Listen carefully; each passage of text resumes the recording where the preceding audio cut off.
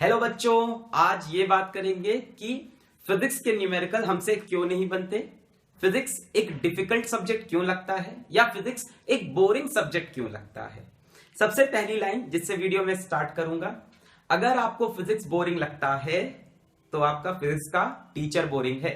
Physics boring नहीं हो सकती। ये फिजिक्स के बारे में एक बहुत ही फेमस कहावत है कि फिजिक्स बोरिंग नहीं है। अगर फिजिक्स बोरिंग लग रही तो डेफिनेटली फिजिक्स का टीचर बोरिंग है। फिजिक्स तो बहुत इंटरेस्टिंग है।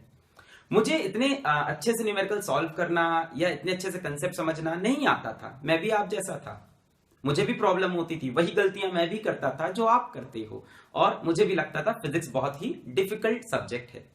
कई बार ऐसा होता है कि 3-4 न्यूमेरिकल बन जाते हैं, हम खुश हो जाते हैं और एग्जाम में जाके मेन न्यूमेरिकल नहीं बनता।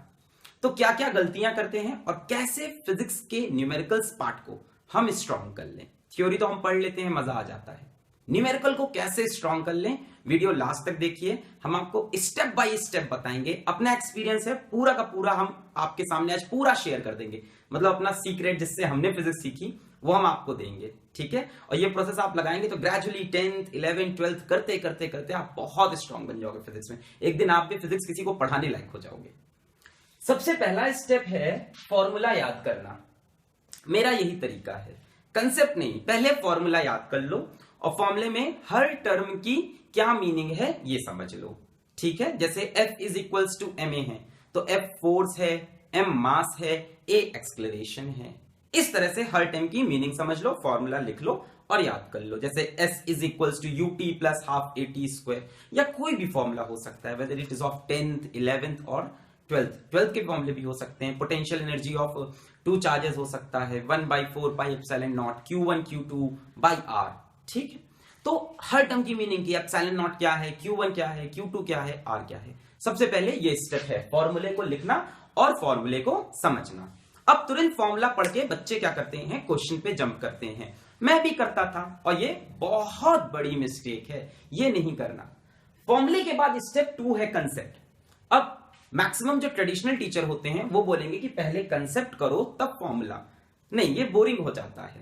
पहले फॉर्मूला पढ़ लो, आपको ऊपर ऊपर से आइडिया तो मिल गया। जैसे हम मूवी देखने जाते हैं तो पहले पता कर लेते हैं उसमें हीरो कौन है, विलेन कौन है, हीरोइन कौन है, थोड़ा बहुत प्लॉट पता कर लेते हैं, तब मूवी देखने जाते हैं। ऐसे थोड़ी ना जाके बैठ गए अच्छा इसमें ये हीरो है, ऐसे नहीं करते। तो पहले जान लो उसके अंदर हीरो हीरोइन सब कौन है, फॉर्मूला पहले पकड़ लो अच्छे से, ठीक है।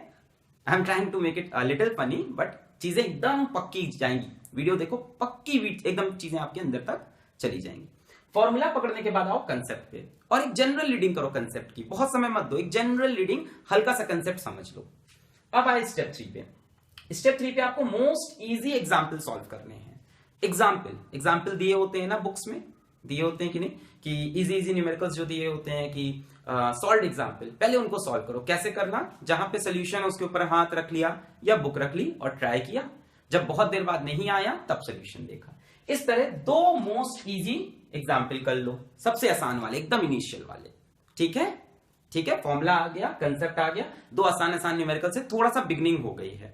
अब अगर तुमको ये बहुत इजीली हो गए हैं तो स्टेप 4 पे आ जाओ, और अगर इसमें सोल्यूशन देखना पड़ा है तो वापस जाओ कंसेप्ट पे। फॉर्मूला तो आ ही गया है, वापस जाओ कंसेप्ट पे, फिर से पढ़ो। अब इस स्टेप पे क्या करना कि बुक से तुम्हें कंसेप्ट अगर नहीं समझ में आया तो शर्माओ नहीं। जो भी तुम्हारा टीचर है, जहां भी आप कोचिंग जाते हो, जहां जिसको फीस दिया है, स्कूल में टीचर है, यूट्यूब आपके पास एक ओपन सोर्स मिल गया है आपकी जनरेशन को, तो उस चीज को सर्च करके पढ़ो, कंसेप्ट को, न्यूमेरिकल को नहीं, कंसेप्ट को। इससे आपके पास मोर कंसेप्ट आएंगे और इस बार देखना लाइट और तेज जलेगी और समझ में आएगा। अब जब आपके पास मोर कंसेप्ट आ गए, इसके बाद एक छोटा सा ब्रेक ले लो, एक छोटा सा ब्रेक, 2 मिनट का, 3 मिनट का, 5 मिनट का। लोगों से बातें करो। इसमें क्या होता है, दिमाग का प्रोसेसिंग टाइम है, नई इंफॉर्मेशन गई है, वो अंदर जाके स्टोर हो रही है, ठीक है। इतनी ढेर सारी नई चीजें आ गई। अब आपके पास कंसेप्ट अच्छा हो गया। अब स्टेप 4 बहुत क्रूशियल है, बहुत क्रूशियल। अब मोस्ट डिफिकल्ट एग्जाम्पल लो।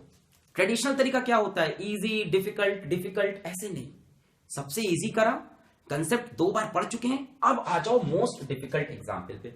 जैसे मान लो एक्सरसाइज में 20 क्वेश्चंस हैं तो 18 19 20 अब सॉल्व कर दो। ये कैसी बात हुई, फायदा होगा, अभी समझ में आएगा। अब मोस्ट डिफिकल्ट एग्जाम्पल में ये आपका बिहेवियर होना चाहिए, अटैक अटैक। देखो मेरे पास भी कई बार ऐसे न्यूमेरिकल आते हैं जो मुझे लगता है शायद मुझसे नहीं बने। आपसे मैं एकदम सच्चे दिल से एकदम बात कर रहा हूं। बिल्कुल ऐसा थोड़ी ना है कि मुझे सब आता है। मेरे पास भी बच्चे कोचिंग्स में न्यूमेरिकल लेके आते हैं, मुझे लगता है यार ये क्या चीज है, पर मैं डरता नहीं, मैं हमेशा अटैक करता हूं। तो आप भी हमेशा न्यूमेरिकल पे अटैक करो। मैं अपने स्टूडेंट्स को भी कहता हूं, डिफेंड नहीं करो कि ये कैसे होगा, अटैक, जैसे हालाओ मैं कर दूंगा, कॉन्फिडेंस। इससे दिमाग के अंदर एक पावर आ जाती है कि हाँ ये तो हो जाएगा। आप पहले ही डर जाओगे, सोचोगे क्या है कैसे। तो अटैक की लॉजिक हो मोस्ट डिफिकल्ट एग्जांपल्स पे, मोस्ट डिफिकल्ट एग्जांपल पे। नहीं आया तो सोल्यूशन देखा और फिर चले गए कंसेप्ट के ऊपर तीसरी बार। कितना इंपॉर्टेंस है कंसेप्ट का, यही समझा रहे हैं। आपके टीचर्स हमेशा बोलते हैं, see if your concepts are not clear, your numericals will not be easy, you will not be able to solve the numericals if your concepts are poor। आप लोग के concepts खराब हैं। ये कंसेप्ट वर्ड इतना क्यों बोलते हैं, क्योंकि उसका सच में इंपॉर्टेंस है, पर ये अप्रोच होनी चाहिए कि थोड़े थोड़े न्यूमेरिकल आ रहे हैं, साथ साथ में कंसेप्ट बार बार रिवाइज हो रहा है, एक बार में नहीं। अब मोस्ट डिफिकल्ट एग्जांपल पे अटैक किया, बन गए तो बहुत अच्छी बात है। थोड़ा बहुत अगर डाउट, थोड़ा भी डाउट है तो वापस जाओ कंसेप्ट पे।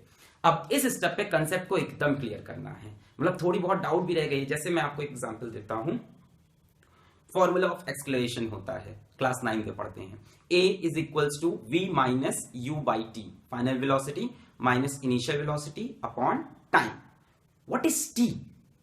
t is time? No, t is the time period of एक्सक्लेरेशन।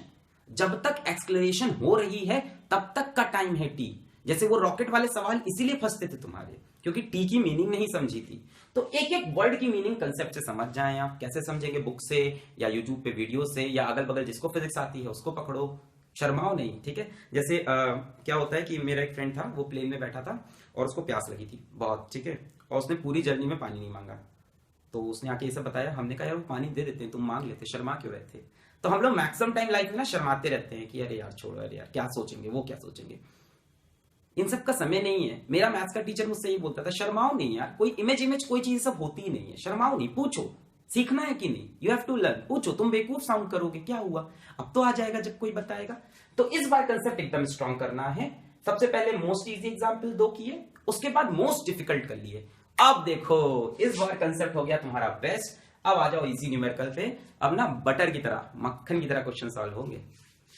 Easy कर लिया, फिर सबसे टफ कर लिया। अब आ जाओ न्यूमेरिकल पे, कंसेप्ट तुम्हारा एकदम खतरनाक स्ट्रॉन्ग है, एकदम क्लियर है, डरोगे नहीं अब तुम। पहले डर लगता है यार ये वाले न्यूमेरिकल में इसको क्या रखें, इसको क्या रखें, एक्स की क्या वैल्यू होती है, एम की क्या वैल्यू होती है, टी की वैल्यू क्या रखनी है, आर की वैल्यू क्या रखनी है, ये सब चीजें अब क्लियर हो चुकी है क्वेश्चन। अब इजी न्यूमेरिकल 5-6 तो लगा डालो, तुम तैयार हो गए। इसके बाद आ जाओ डिफिकल्ट न्यूमेरिकल्स पे। अब एक्सरसाइज में आ गए है ना, अब ये एग्जाम्पल सॉल्व करे थे, अब डिफिकल्ट न्यूमेरिकल।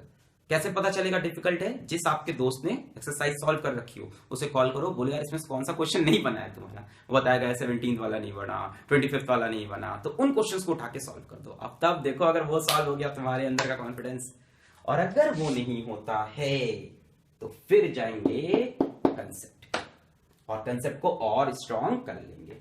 इसके बाद आ जाएंगे last step, moderate numerical solve करेंगे, हल्के फुल्के बीच वाले न्यूमेरिकल, और जिनसे क्या मिलेगी? सक्सेस। अगर कोई ये बोलता है कि आप 100% सारे न्यूमेरिकल सॉल्व कर लोगे मेरा वीडियो देखकर, तो वो झूठ बोल रहा है। 100% तो आज मैं भी नहीं सॉल्व कर सकता, और मेरे से बड़े बड़े टीचर्स भी नहीं कर सकते। तो कभी भी देखो स्टडीज है या आपकी नॉलेज है, इसकी कोई लिमिट नहीं होती। तो ऐसा नहीं कि कभी हमेशा आ जाए, पूरी तरह से कोई चीज आ जाएगी। सच्चाई बता रहे हैं आपको, पर आपके काम भर की चीज हो जाएगी।